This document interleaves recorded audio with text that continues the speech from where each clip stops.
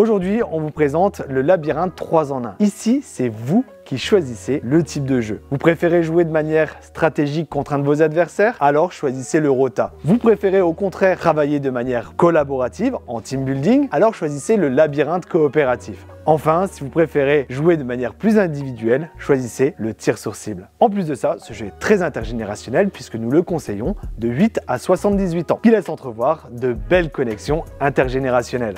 Premièrement, on retrouve un labyrinthe coopératif où le but est de se synchroniser avec son ou ses coéquipiers afin d'amener la bille d'un point A à un point B. Par exemple, on va commencer par le plus simple en partant du point novice pour aller jusqu'au point expert. En effet, ce labyrinthe, nous l'avons longuement étudié dans nos ateliers puisqu'il y a 2 niveaux de difficulté sur un seul plateau. Effectivement, lorsqu'on part du point novice, le parcours est sans embûche puisque la bille suivra naturellement un chemin lorsque les joueurs orienteront le labyrinthe. En revanche, pour le parcours côté expert, le chemin est semé d'embûches. Ainsi, si les joueurs ne sont pas suffisamment coordonnés, la bille suivra un mouvement naturel qui l'emmènera tout droit dans les chemins sans issue. Et il faudra à chaque fois en sortir pour se remettre sur le bon chemin. Ces 2 niveaux de difficulté permettent de jouer avec des publics différents et également d'orienter le temps de jeu. Ensuite, sous ce labyrinthe se cache un jeu de la Rome antique.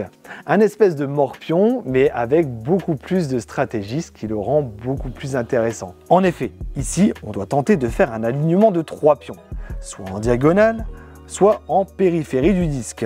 Le jeu se joue en 2 étapes. La première sera la dépose des palets et ensuite, s'il n'y a pas eu d'alignement lors de cette phase, on passe au mouvement. Là, il faudra déplacer nos pions à chaque fois sur un emplacement libre jusqu'à ce qu'il y ait un alignement. Celui qui aligne ces 3 palets remporte la partie. Ensuite, lorsqu'on retourne le plateau, il y a un dernier jeu, c'est le tir sur cible. Ici, on va pouvoir jouer soit de manière individuelle ou en équipe de 2. À ce moment-là, on va jouer avec le joueur opposé à son camp. Le but est très simple, il faudra tenter d'envoyer ces palets dans la zone 20, qui rapporte le plus de points. Dès lors qu'il y a un adversaire sur la surface de jeu, il faudra obligatoirement le toucher pour pouvoir rester en piste. Sinon, votre palais sera perdu. Ici, il faudra vraiment faire preuve d'adresse puisque tous les tourillons forment des obstacles qui peuvent venir dévier la trajectoire de notre palais.